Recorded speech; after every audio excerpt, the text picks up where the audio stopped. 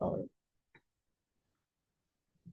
oke, perkenalkan nama saya Alexandra Ayunda dengan NIM 143230032. Dalam praktikum pengolahan data kali ini kita akan membahas multinomial logistic regression yang merupakan salah satu teknik analisis yang penting untuk data kategori dengan lebih dari dua pilihan.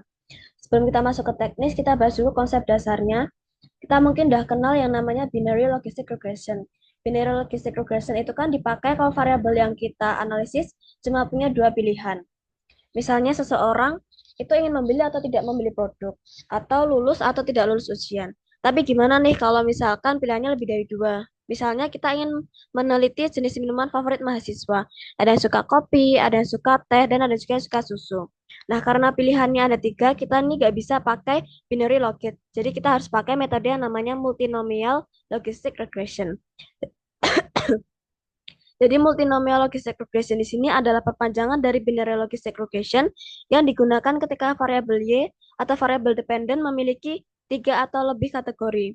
Ada satu syarat penting yaitu kategorinya harus uh, unorder, artinya tidak ada urutan atau ranking. Semua kategori berada di level yang sama.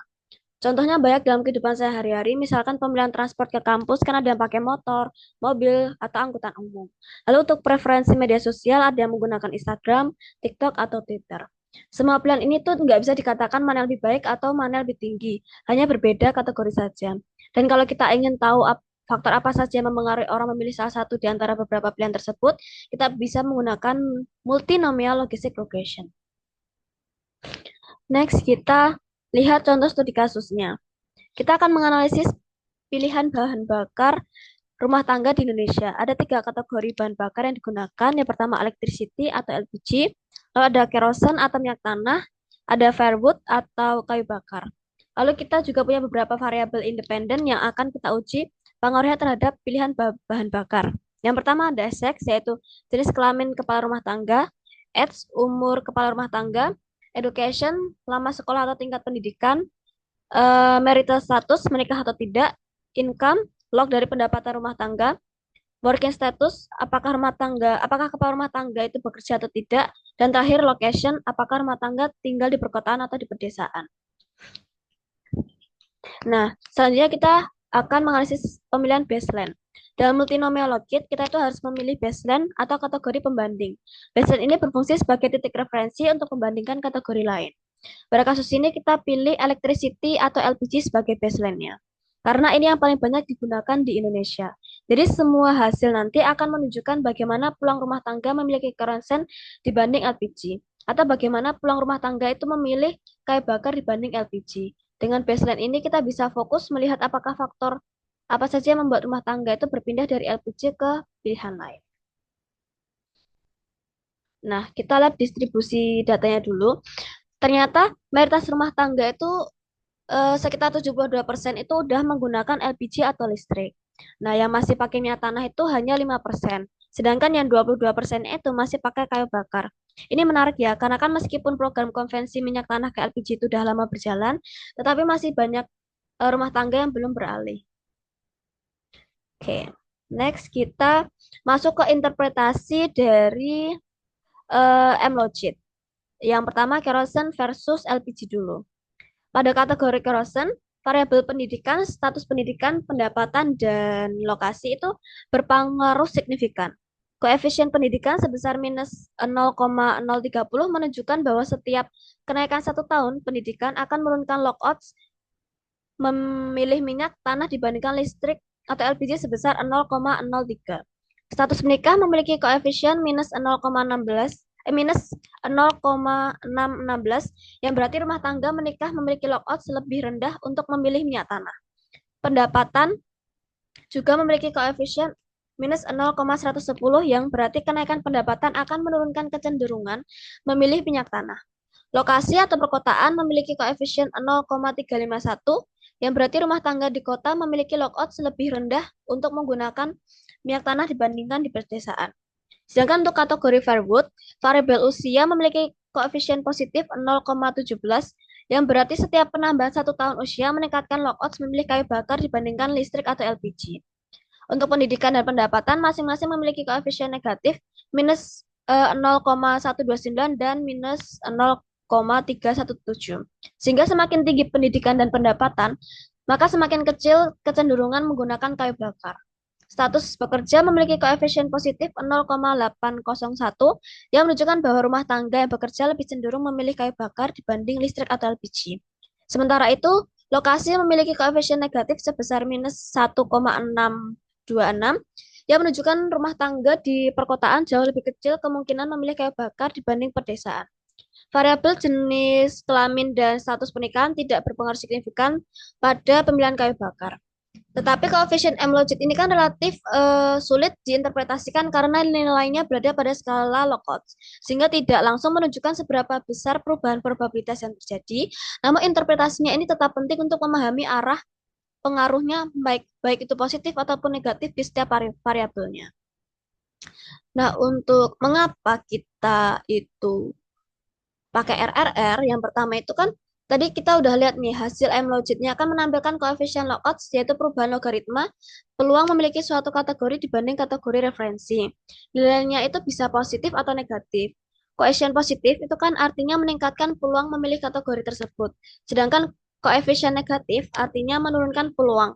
Namun Lookouts itu kan sulit dipahami secara langsung karena masih harus diubah ke probabilitas atau eksponensial untuk mengetahui efek nyata dalam rasionya. Sementara untuk RRR sendiri itu kan hasil transformasi dari koefisien Lookouts yang sudah dieksponensiate.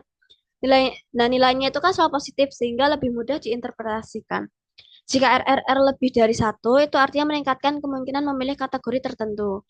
Sedangkan jika kurang dari satu, itu berarti menurunkan kemungkinan. Contohnya aja misalkan RRR itu 0,70. Berarti kemungkinan memilih kategori tersebut 30% lebih kecil dibandingkan kategori referensi. Itulah mengapa RRR lebih sering digunakan saat menyajikan hasil, karena lebih komunikatif dan mudah dipahami.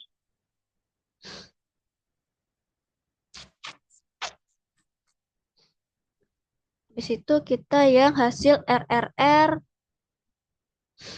interpretasi RRR yang Keronsen versus LPG dulu. Nah, dari hasil regresi multinomial logit dengan RRR, kita itu kan bisa lihat faktor-faktor yang mempengaruhi rumah tangga memilih minyak tanah dibanding LPG. Pertama itu ada pendidikan, RRR-nya itu 0,97. Artinya setiap tambahan 1 tahun, sekolah menurunkan kemungkinan menggunakan minyak tanah sekitar 3%. Jadi kepala rumah tangga yang lulus SMA itu lebih kecil kemungkinan pakai minyak tanah dibanding yang hanya lulus SD. Kedua itu ada status pernikahan, rumah tangga dengan kepala keluarga yang menikah punya RRR sebesar 0,53.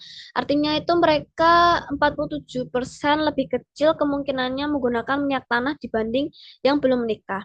Ini bisa jadi karena keluarga yang menikah itu lebih memikirkan kesehatan dan kenyamanannya, sehingga cenderung beralih ke LPG yang lebih bersih. Terus ketiga itu ada pendapatan yang RRR-nya itu sebesar 0,89. Artinya rumah tangga dengan pendapatan lebih tinggi itu semakin jarang menggunakan minyak tanah. Ini masuk akal sih, karena kan LPG walaupun awalnya agak mahal, tetapi dalam jangka panjangnya lebih efisien gitu. Dan yang terakhir itu lokasi. Faktor ini tuh juga signifikan dengan RRR sebesar 0,70. Artinya rumah tangga di kota 30% lebih kecil kemungkinannya menggunakan minyak tanah dibanding rumah tangga di desa. Hal ini wajar karena kan di kota LPG lebih mudah didapat dan minyak tanah itu relatif mahal juga. Habis itu eh,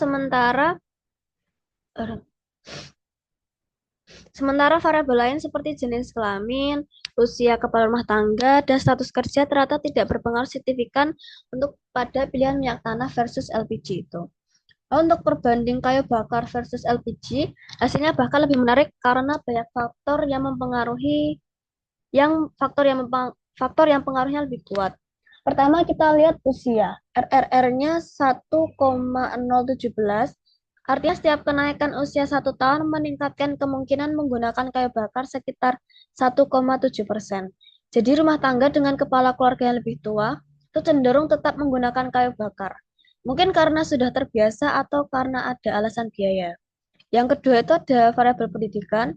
RRR-nya itu sebesar 0,87. Ini pengaruhnya cukup besar Jadi setiap tahun tambahan pendidikan itu menurunkan kemungkinan menggunakan kayu bakar sekitar 13%. Jadi keluarga yang lebih berpendidikan itu cenderung lebih cepat beralih ke LPG mereka karena mereka lebih paham manfaat energi bersih. Dan yang ketiga ada pendapatan RRR-nya sebesar 0,73. Berarti rumah tangga yang lebih kaya 27% lebih kecil kemungkinannya menggunakan kayu bakar.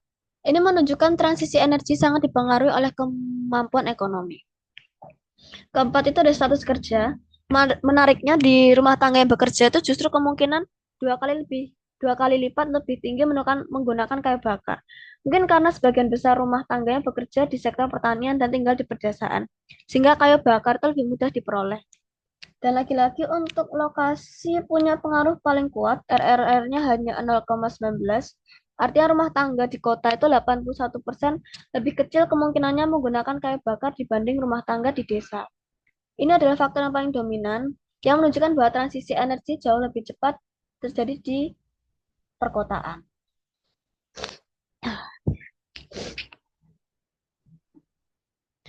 Habis itu ada interpretasi grafik margins plot.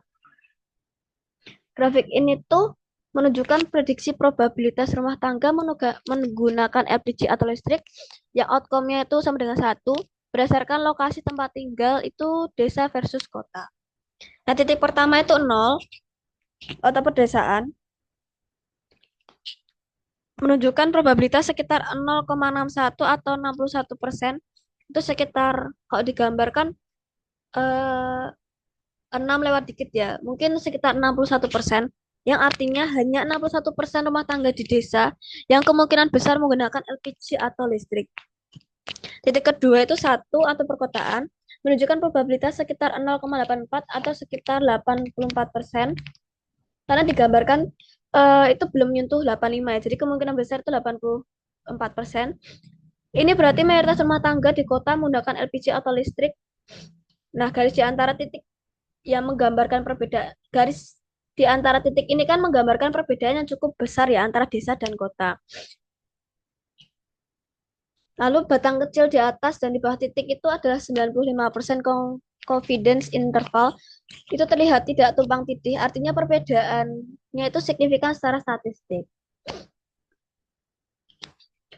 Lalu grafik ini kan menguatkan hasil dari RRR ya dan MLC sebelumnya, di mana lokasi adalah faktor yang paling dominan untuk penggunaan LPG gitu. Meskipun variabel sosial seperti jenis kelamin, status menikah, dan status bekerja itu ikut diperhitungkan, perbedaan antara desa dan kota itu tetap sangat besar dan signifikan. Artinya apa? Maaf. Artinya untuk meningkatkan transisi energi bersih, intervensi harus difokuskan pada rumah tangga di pedesaan gitu. Misalnya dengan memperluas distribusi LPG, memberikan subsidi tepat sasaran, atau kampanye edukasi energi bersih di daerah terpencil. Nah, untuk kesimpulannya apa? Untuk faktor yang paling mempengaruhi itu pilihan bahan bakar memasak adalah lokasi, diikuti dengan pendidikan dan pendapatan. Rumah tangga di kota yang lebih kaya dan berpendidikan punya probabilitas jauh lebih tinggi menggunakan LPG.